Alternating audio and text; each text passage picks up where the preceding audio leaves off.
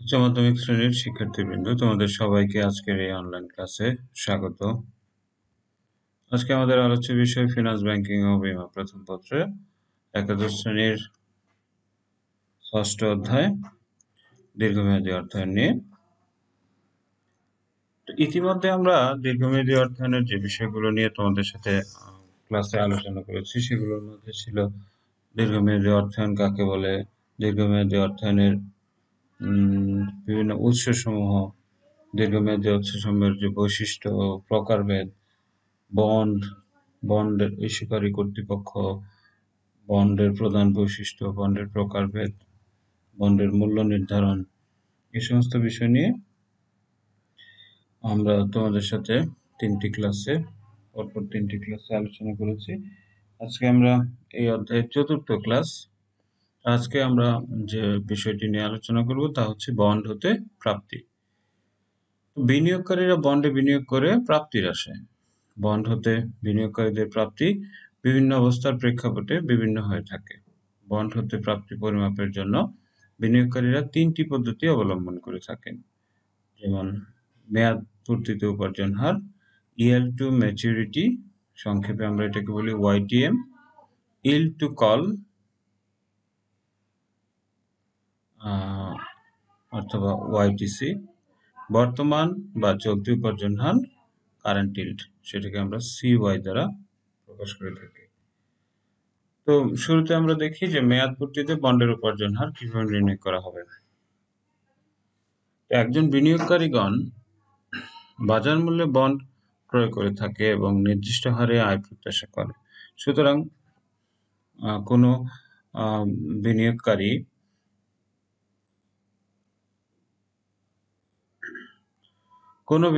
সুনির্দিষ্ট মূল্যে বন্ড ক্রয় করে মেয়াদপূর্তির পর্যন্ত মালিকানা সংরক্ষণ করে যে হারে আয় পায় তাকে মেয়াদপূর্তিতে আয়ের হার বা YTM বলে। আবার বলছি যে বিনিয়োগকারীগণ বাজার মূল্যে বন্ড ক্রয় করে নির্দিষ্ট হারে আয় প্রত্যাশা করে। সুতরাং কোনো বিনিয়োগকারী সুনির্দিষ্ট মূল্যে বন্ড ক্রয় করে মেয়াদপূর্তির পর্যন্ত মালিকানা সংরক্ষণ করে যে হারে আয় পায় তাকে মেয়াদপূর্তিতে আয়ের হার বলে।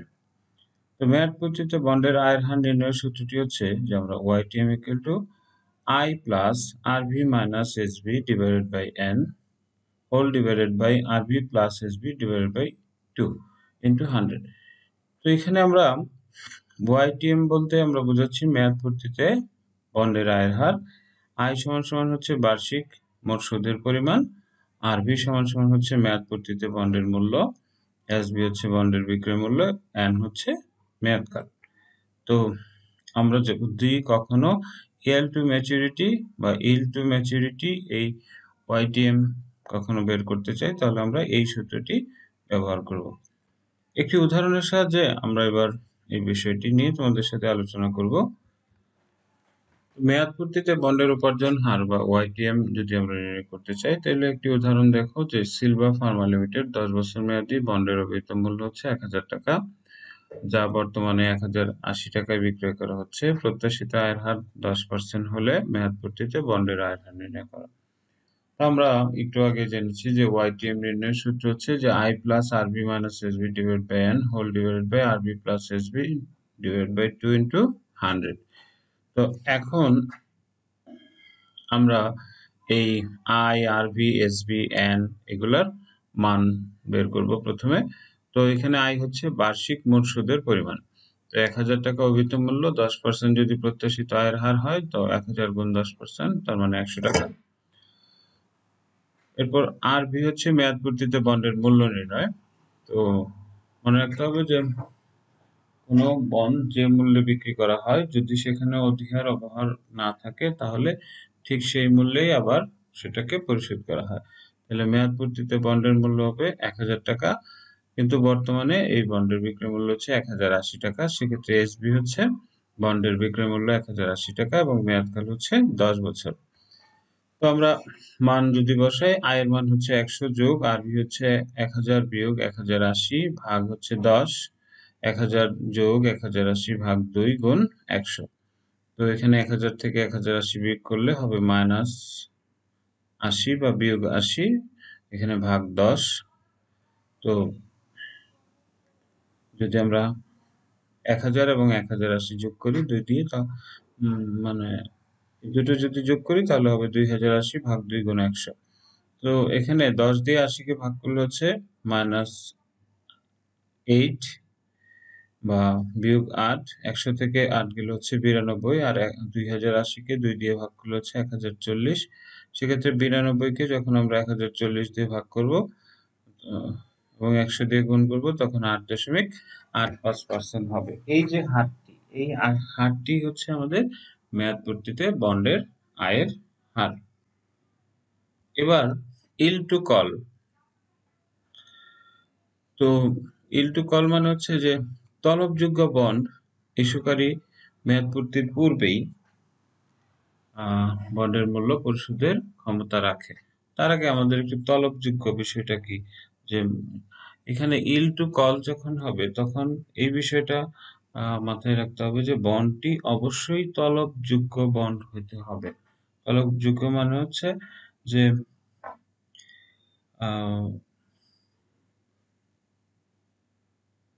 যদি ইস্যুকারী মেয়াদপূর্তির পূর্বেই বন্ডটি তলব করে, সেক্ষেত্রে মেয়াদপূর্তিতে আয়ের হার অর্জিত হয় না। অতএব ইস্যুকারী মেয়াদপূর্তির পূর্বেই কোনো বন্ড তলব করলে উক্ত বন্ড হতে অর্জিত আয়ের হারকে ইল্ড টু কল বলে। ইল্ড টু কল নির্ণয়ের সূত্রটি হচ্ছে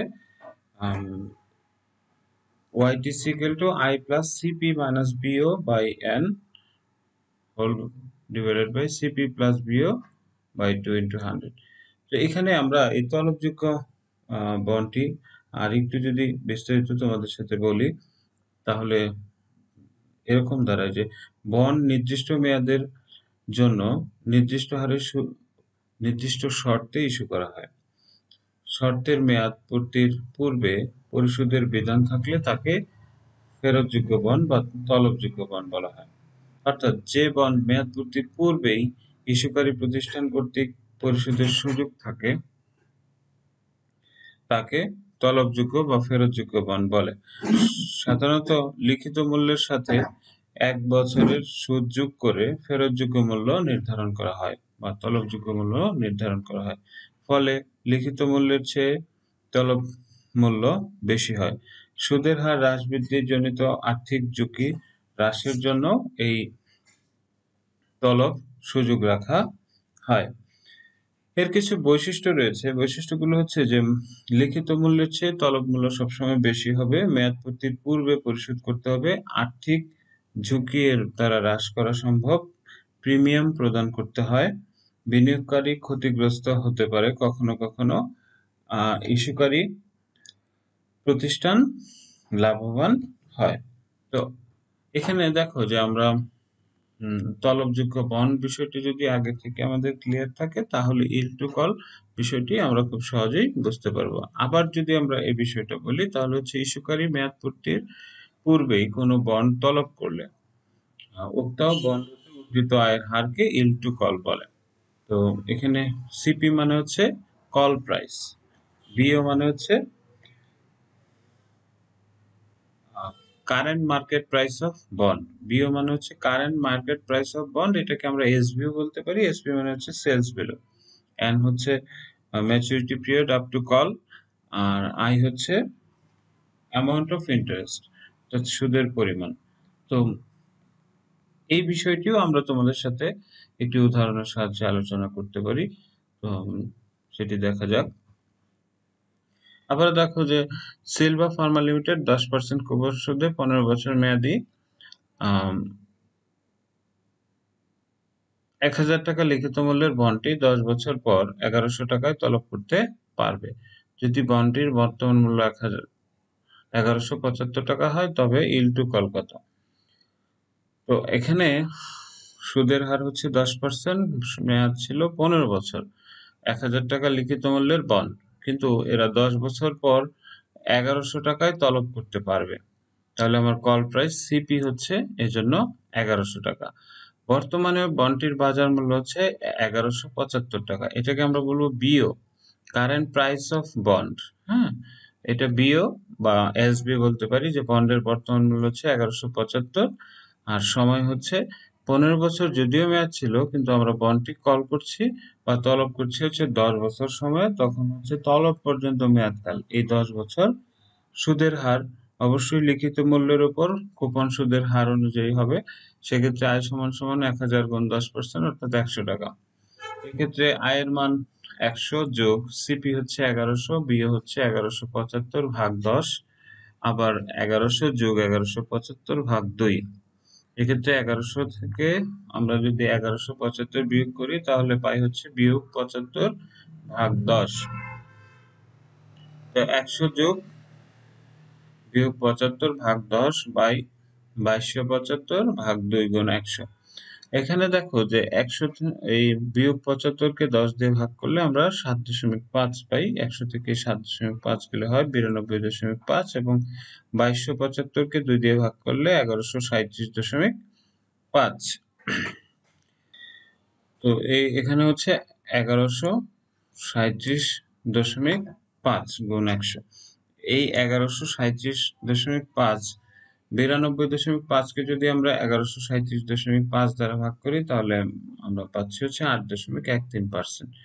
তো এই 8.13%ই হচ্ছে আমার হচ্ছে যে 10 বছর মেয়াদে আমরা যদি বন্ডটিকে তলব করি বা বন্ডের টাকা ফেরত নেই, সেক্ষেত্রে আমার এখান থেকে আয়ের হার হচ্ছে 8.13%। আশা করি বিষয়টি তোমরা বুঝতে পেরেছ। এবার আসি বর্তমান বা চলতি উপার্জন হার। বন্ড আমরা জানি একটি দীর্ঘমেয়াদী দলিল। মেয়াদ পূর্তিতে বিনিয়োগকৃত অর্থ ফেরত পাওয়া যায়। এমনকি তলবযোগ্য বন্ডের ক্ষেত্রে মেয়াদ পূর্তির পূর্বেই ইস্যুকারী কোম্পানির তলব সুযোগ এর মাধ্যমে মূল্য পরিশোধ করতে পারে। বন্ডের মালিকানা সত্ত্ব হস্তান্তরযোগ্য। এক্ষেত্রে বিনিয়োগকারী বন্ডের চলতি মুনাফার পরিমাণ বা শতকরা হার পরীক্ষা করে বিনিয়োগ সিদ্ধান্ত গ্রহণ করে। চলতি বছরের বন্ডের সুদ বাবদ প্রাপ্ত আয়কে বাজার মূল্য দ্বারা ভাগ করলে যে শতকরা হার পাওয়া যায় তাকে আমরা চলতি উপার্জন হার বলি। আবার বলছি যে চলতি বছরের বন্ডের সুদ বাবদ প্রাপ্ত আয়কে, চলতি বছরের বন্ডের সুদ বাবদ প্রাপ্ত আয়কে বাজার মূল্য দ্বারা ভাগ করলে যে শতকরা হার পাওয়া যায় তাকে চলতি উপার্জন হার বলে। আর চলতি উপার্জন হার নির্ণয়ের সূত্রটি হচ্ছে সিওয়াই মানে হচ্ছে কারেন্ট ইল্ড সমান সমান আই ভাগ পিও। পিও মানে হচ্ছে বর্তমান বাজার মূল্য গুণ 100। তো এই বিষয়টিও আমরা চাইলে একটি উদাহরণের সাহায্যে তোমাদের সাথে আলোচনা করতে পারি। উদাহরণটি হচ্ছে, দেখো যে সিলভা ফার্মা লিমিটেড 10 বছর মেয়াদী 10% কুপন সুদে 1000 টাকা লিখিত মূল্যের বন্ডটির বর্তমান বাজার মূল্য 900 টাকা হলে চলতি উপার্জন আয় কত? সেক্ষেত্রে আমরা এখানে দেখো যে 10% কুপন হার 1000 টাকা লিখিত মূল্যের, তার মানে 1000 গুণ 10% 100 টাকা, আর বর্তমান বাজার মূল্য হচ্ছে 900 টাকা। তাহলে আমরা সুদ পাচ্ছি 100 টাকা, বর্তমান বন্ডের বাজার মূল্য হচ্ছে 900 টাকা। 100 টাকাকে 900 দিয়ে ভাগ করলে এবং 100 দিয়ে গুণ করলে আমরা 11.11% উপার্জন হার পাই। এই যে উপার্জন হারটি, এটিকেই আমরা বলছি চলতি উপার্জন হার। এবার আমরা একটি সৃজনশীল উদাহরণের সাহায্যে তোমাদের সাথে এই বন্ড ভ্যালুয়েশনের যে সামগ্রিক বিষয়গুলো রয়েছে সেই বিষয়গুলো নিয়ে আরেকটু আলোচনা করব। তো এখানে খেয়াল করো যে একটি অঙ্কের ডাক দেখতে পাচ্ছ তোমরা, যে জনাব কিবরিয়ার প্রত্যাশিত আয়ের হার 16%। তিনি নিম্নলিখিত দুটি বন্ডের যে কোনো একটিতে বিনিয়োগের চিন্তা করছেন, যমুনা লিমিটেড আর আছে পদ্মা লিমিটেড। যমুনা লিমিটেডের বন্ডের অভিহিত মূল্য হচ্ছে 1000 টাকা, কুপন সুদের হার 18%, মেয়াদ 5 বছর, বর্তমান বাজার মূল্য হচ্ছে 1100 টাকা। অপরদিকে পদ্মা লিমিটেডের অভিহিত মূল্য 1000 টাকা, 6 মাস মেয়াদী, 0 কুপন বন্ড, বর্তমান বাজার মূল্য হচ্ছে 910 টাকা। তো এই দুটি তথ্যের ভিত্তিতে জনাব কিবরিয়া যমুনা লিমিটেডের বন্ড ক্রয় করতে চায়। তার আলোকে তোমাদের কয়েকটি প্রশ্ন এখানে দেখতে পাচ্ছ যে চলতি উপার্জন হার কি। তো ইতিমধ্যে আমরা আজকের যে ক্লাসে সেখানে সেই বিষয়টা আলোচনা করেছি। তা ছিল যে চলতি বছরের বন্ডের সুদ বাবদ প্রাপ্ত আয়কে এর বাজার মূল্য দ্বারা ভাগ করলে শতকরা যে হার পাওয়া যায় তাকে চলতি উপার্জন হার বলে। আমরা যদি সূত্রের সাহায্যে একটু ব্যাকে যাই তাহলে দেখতে পাবো যে এখানে লেখা আছে এখানেই যে CY equal to I divided by P0 into 100। তো এই যে বিষয়টা এটাই হচ্ছে চলতি উপার্জন হার। আশা করি বিষয়টি তোমরা খুব সহজেই বুঝতে পেরেছো। এখন একটি প্রশ্ন হচ্ছে যে মুদ্রাস্ফীতি কিভাবে বিনিয়োগকে প্রভাবিত করে। তো মুদ্রাস্ফীতি এবং বিনিয়োগ এখানে দুইটা বিষয় রয়েছে, দুইটা বিষয়ের প্রভাব আমাদেরকে আলোচনা করতে হবে। আমরা যদি এটা আলোচনা করি তাহলে দাঁড়ায় মুদ্রাস্ফীতির হার বিনিয়োগ সিদ্ধান্ত গ্রহণে গুরুত্বপূর্ণ প্রভাব বিস্তার করে। মুদ্রাস্ফীতির হার বিনিয়োগ সিদ্ধান্ত গ্রহণে গুরুত্বপূর্ণ প্রভাব বিস্তার করে। মুদ্রাস্ফীতির ফলে বিনিয়োগের প্রকৃত আয় কমে যায়, মানে অর্থের মূল্য যখন হ্রাস পায় তখন বিনিয়োগ আমরা যে করলাম সেই বিনিয়োগের প্রকৃত মূল্য কমে যায়। তো অতএব বিনিয়োগ সিদ্ধান্ত গ্রহণের সময় বিনিয়োগকারীকে মুদ্রাস্ফীতির হার সম্পর্কে সচেতন থাকতে হবে।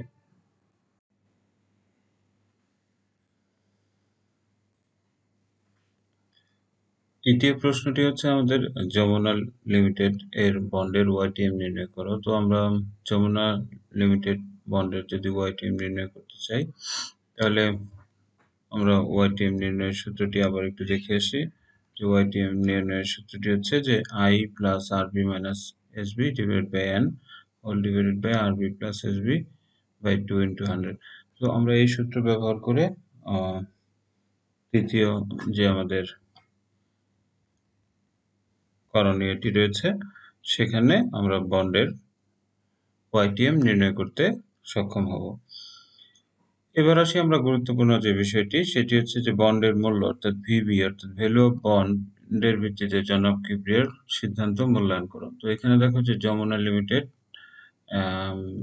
তাদের একটি বন্ড এখানে দেওয়া আছে আর পদ্মা লিমিটেডের আরেকটি বন্ড দেওয়া আছে। তো এটার সুদের হার আছে কিন্তু এই বন্ডের কোনো সুদের হার নেই। এটাকে বলা হচ্ছে জিরো কুপন বন্ড, মানে যে বন্ডের কোনো সুদের হার নেই এবং মেয়াদ হচ্ছে 6 মাস। তো এক্ষেত্রে আমরা যদি এই দুটি বন্ডের মূল্যায়ন করে সিদ্ধান্ত নিতে চাই তাহলে যমুনা লিমিটেড বন্ডের আমাদের ভ্যালু অফ বন্ড বা বন্ডের মূল্য নির্ণয় করতে হবে। তো আমরা এর আগের যে ক্লাস হয়েছে দ্বিতীয় ক্লাসটিতে আমরা দেখেছিলাম বন্ড কিভাবে মূল্যায়ন করা হয়। তো বিনিয়োগকারী বন্ডে বিনিয়োগের সময় উক্ত বন্ডের বিনিয়োগ ও আয় সহ সর্বমোট কি পাবে তার বর্তমান মূল্য জানতে চায়। যে প্রক্রিয়ার মাধ্যমে এটি জানতে পারে তাকে বন্ডের মূল্যায়ন বলে। সুতরাং প্রতি বছর প্রদত্ত সুদের পরিমাণের বর্তমান মূল্য ও মেয়াদ শেষে বন্ডের যে লিখিত মূল্য পাওয়া যাবে তার বর্তমান মূল্যের যোগফলই হচ্ছে বন্ডের মূল্য।